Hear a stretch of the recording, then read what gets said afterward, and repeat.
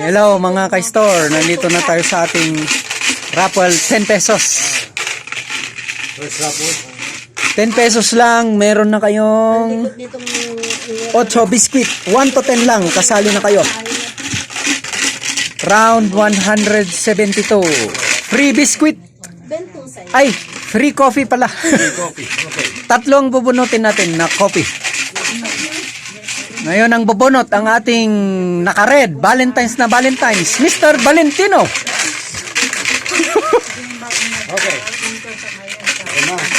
First ball.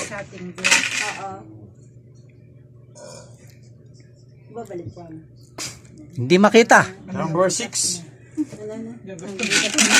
Yun talagang gusto nilang posisyon eh. Number 6. Number 6. Sir Ronnie.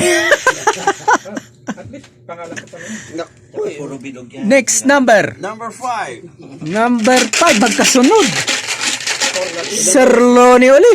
Tatlo lang ano, ba? Last number. Last number.